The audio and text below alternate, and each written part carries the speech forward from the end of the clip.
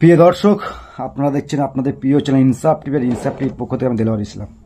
দর্শক, কেন জানেন এই কালো শার্ট গায়ে দিয়ে আমি খবর করতে বসেছি? মূলত আমরা সবসময় এই কালো শার্ট ব্যবহার করি না, খুব কম সময় ব্যবহার করি।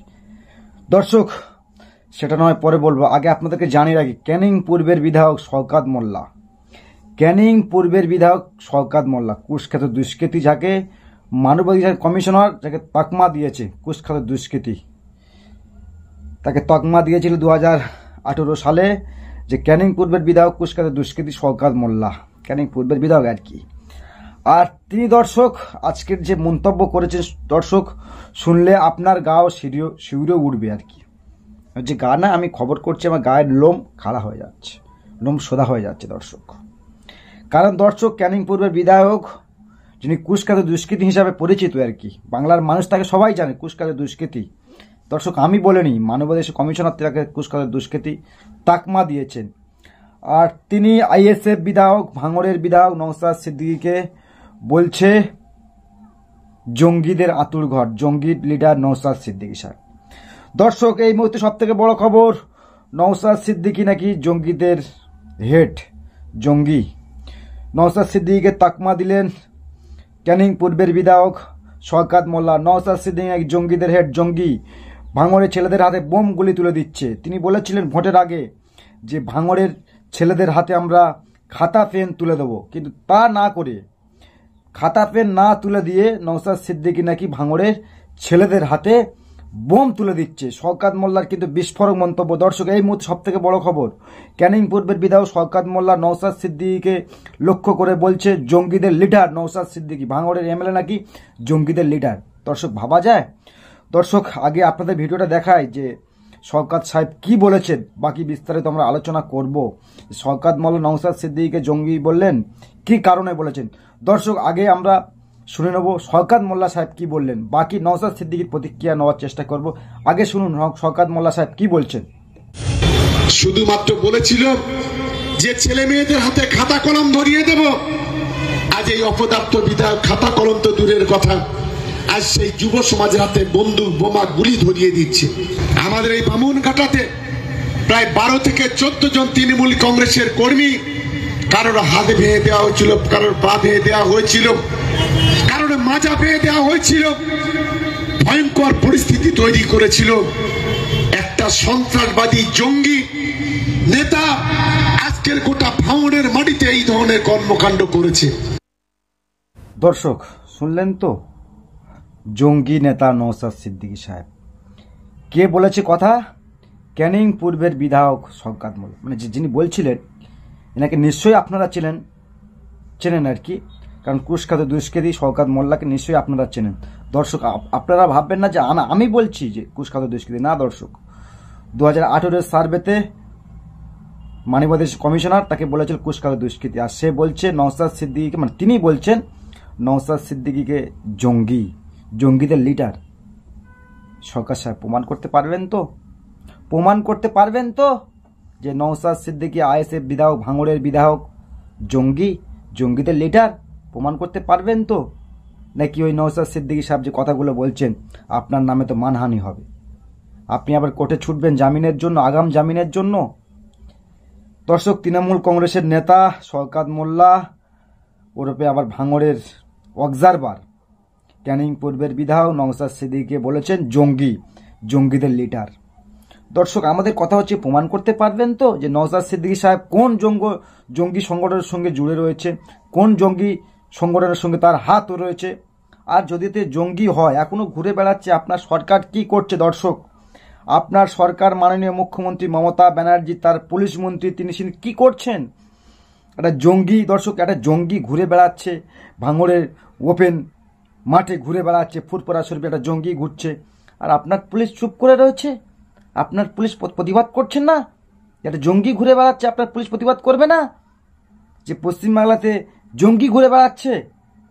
নাকি আপনি ময়দানটাকে ধরার চেষ্টা করছেন, ভাঙড়ের মানুষদেরকে ভুলভাল বোঝানোর চেষ্টা করছেন? দর্শক, দিক রয়েছে। দর্শক, আপনাদেরকে নওশাদ সিদ্দিকী সাহেব কি বলেছেন সেই প্রতিক্রিয়া আপনাদেরকে শোনাবো।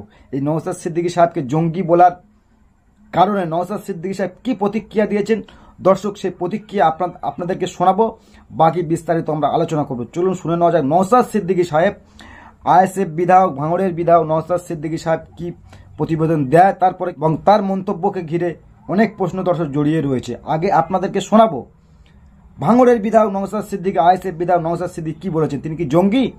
দর্শক শুনে নেওয়া যাক নওশাদ কি বলছে। ভাঙড়ে একটি সভা থেকে আপনাকে জঙ্গি নেতা হিসেবে আখ্যা দিয়েছে, আপনি কি বলবেন? দেখুন, শওকত মোল্লা সাহেব আমার সম্পর্কে ইতিপূর্বে অবাঞ্ছিত মন্তব্য করেছে, তার জবাব কিন্তু আমি কোর্টের মাধ্যমে নিচ্ছি। মামলা চলছে, তাকে কোর্টে টেনে হাজির করেছি। আবারও যদি এই ধরনের কোনো মন্তব্য করে থাকি, আমি ভিডিও আমার কাছে এসে পৌঁছায়নি, আমি দেখব, তাকে আবারও কোর্টে টেনে নিয়ে যাব। ওর অবাঞ্ছিত মন্তব্যের জবাব আমি অবাঞ্ছিত মন্তব্য করে দেব না, আমি আইনের মাধ্যমে এর জবাব দিয়ে চাইবো, এবং যে কথা বলেছে আইনের মাধ্যমে তাকে প্রমাণ করতে হবে, না হলে তার বিরুদ্ধে মানহানি মামলা আমি করব, এটা বলে রাখছি, এটাকে ছাড়বো না। আর যদি আমি অনৈতিক দেশবিরোধী কার্যকলাপের সাথে যুক্ত থাকি, আমাকে স্পিকার স্যার এখনো কেন অ্যাসেম্বলিতে অ্যাক্সেস দিচ্ছে, কেন আমাকে রেস্ট্রিকেট সেখানে করছে না, সেখান থেকে কেন আমাকে বহিষ্কার করছে না? তাহলে কি স্পিকার স্যারের কাজের উপরে সে আগুন তুলে দিচ্ছে শওকত সাহেব? না রাজ্যের মুখ্যমন্ত্রী তথা স্বরাষ্ট্রমন্ত্রী, পুলিশ মন্ত্রী কেন আমার বিরুদ্ধে ব্যবস্থা গ্রহণ করছে না?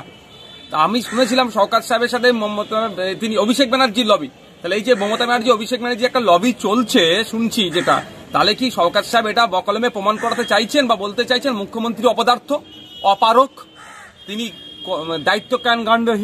দায়িত্বহীন তিনি, যে নওশাদ সিদ্দিকী অবৈধ কাজের সাথে যুক্ত থাকার পরে তাকে কেন অ্যারেস্ট করছে না? এটা কি শওকত সাহেব বলতে চাইছেন? মাননীয়াও এটা দেখুক, আর আমি আমার মতো আইনি লড়াই করব, শওকত সাহেবকে আইনের মাধ্যমে বুঝে নেব। এর লড়াই এই যে লাফালাফি করছে, অবাঞ্ছিত মন্তব্যের জবাব বন্ধ করব আমি আইনের মাধ্যমে। দর্শক শুনলেন আপনারা, ভাঙড়ের বিধায়ক, আইএসএফ বিধায়ক নওশাদ সিদ্দিকী সাহেব তার উত্তর কিন্তু দিয়ে দিলেন। শওকত মোল্লা সাহেব তাকে জঙ্গি বলে আখ্যা দিয়েছেন, আর সেই উত্তর নওশাদ সিদ্দিকী সাহেব কিন্তু সরাসরি আপনারা দেখলেন, সরাসরি নওশাদ সিদ্দিকী সাহেব আইএসএফ বিধায়ক তিনি উত্তর দিলেন। দর্শক, রাজ্যের মন্ত্রী মমতা ব্যানার্জি কি ব্যর্থ? রাজ্যের প্রধান মুখ্যমন্ত্রী মমতা ব্যানার্জি ব্যর্থ, আর তার সরকার ব্যর্থ। একটা জঙ্গি ঘুরে বেড়াচ্ছে পশ্চিমবাংলায় ফুরফুরা শরীফে, আর ভাঙড়ে বলুন না কেন, জঙ্গি ঘুরে বেড়াচ্ছে, জঙ্গি লিডার ঘুরে বেড়াচ্ছে। আর বাংলাদেশ পুলিশ কি ব্যর্থ?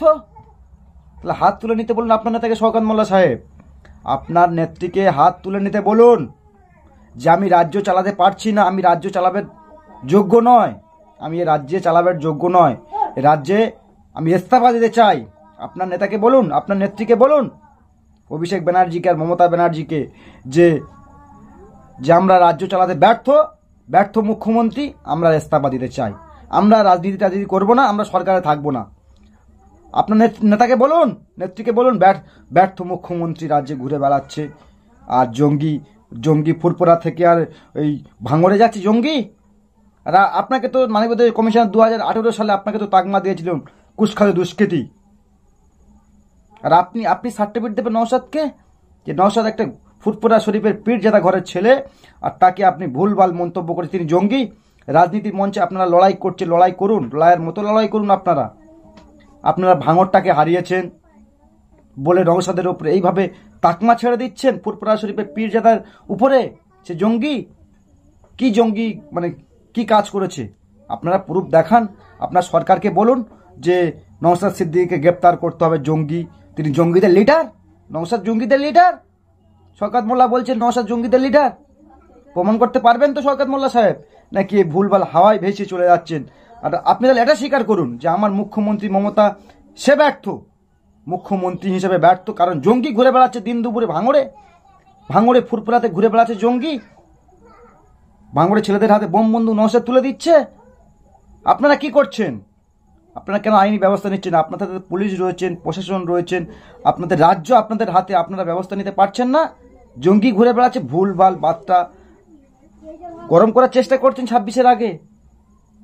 দর্শক, শওকত মোল্লা সাহেব যে মন্তব্য তিনি করেছিলেন যে নওশাদ সাহেব দর্শক জঙ্গি, দর্শক এই হিসাবে কিন্তু আমরা এই বক্তব্য রেখেছি দর্শক। আর নওশাদ সাহেব তার প্রতিক্রিয়া তো দিয়েছেন যে তিনি জঙ্গি নয়, পরিষ্কার তিনি বলেছেন যদি জঙ্গি হই তার মুখ্যমন্ত্রীকে বলতে বলুন আমাকে অ্যারেস্ট করতে, আর বিধানসভাতে কেন জঙ্গি ঘুরে বেড়াবে। আমাদের বক্তব্য খুবই ক্লিয়ার। আপনারা তো এখনই বলবেন যে আইএসএফ এর চাটুকারিতা করি আমরা, দর্শক চাটুকারিতা করিনি আমরা। আর করব না। দর্শক আপনার নেত্রীকে বলতে বলুন না যে বিধানসভাতেও জঙ্গি ঘুরে বেড়াচ্ছে, রাজ্যের বিধানসভাও সুরক্ষিত নয়, জঙ্গি ঘুরে বেড়াচ্ছে। ফুরপুরা শরীফে জঙ্গি হয়, মানে জঙ্গি হয়েছে, নওশাদ জঙ্গি। আর আপনার পুলিশ কি ছিঁটছে? পুলিশ কোনো ব্যবস্থা নিচ্ছে না জঙ্গির বিরুদ্ধে। দর্শক এই ভুলভাল মানে কথা বলে গরম করার চেষ্টা করছে বাইরে শওকত মোল্লা সাহেব, ক্যানিং পূর্বের বিধায়ক শওকত মোল্লা সাহেব। দর্শক এই প্রতিক্রিয়া দিয়েছে ভাঙড়ের এক সভা থেকে, জঙ্গি বলে তাকমা দিয়েছে নওশাদ সিদ্দিকী সাহেবকে। দর্শক জঙ্গি ঘুরে বেড়াচ্ছে পশ্চিমবাংলা, জঙ্গি। নওশাদ সিদ্দিকী জঙ্গি। নওশাদ সিদ্দিকী সাহেব একটা পীর জেতা ঘরের ছেলে, রাজনীতিতে পেরে উঠছে না দর্শক, আর তাকে ভুলভাল তাকমা দিয়েছে জঙ্গি। আপনি লড়াই করুন না ভাঙড়ে গিয়ে, আপনি ভাঙড়ের অবজারভার হয়েছেন, লড়াই করুন না। আপনাদের মতো আপনারা লড়াই করুন, তার মতো তারা নতুন দল, তার পিছনে এত কেন পড়ে রয়েছে শাসক?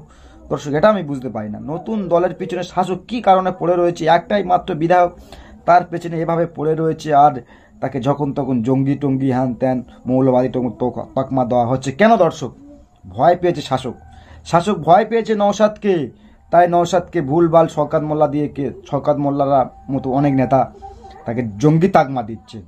আপনি প্রমাণ করতে পারবেন তো শওকত সাহেব, বিধায়ক সাহেব, আপনি প্রমাণ করতে পারবেন তো? আপনার বিরুদ্ধে তো মানহানি মামলা হবে, কি করবেন আপনি? আগাম জামিন নিতে কোর্টে ছুটবেন? তাহলে আপনি এটা স্বীকার করুন যে আমার নেত্রী, আমার নেতা অভিষেক ব্যানার্জি, আমার নেত্রী মমতা ব্যানার্জি ব্যর্থ, জঙ্গি ঘুরে বেড়াচ্ছে, কিছু করতে পারছেন না আপনারা। দর্শক কি বলবেন অবশ্যই কমেন্ট বক্সে কমেন্ট করবেন, আর চোখ রাখবেন আপনার কণ্ঠ, আপনাদের কণ্ঠ, বাংলার কণ্ঠ ইনসাফ টিভিতে। সকলকে অসংখ্য ধন্যবাদ জানাই।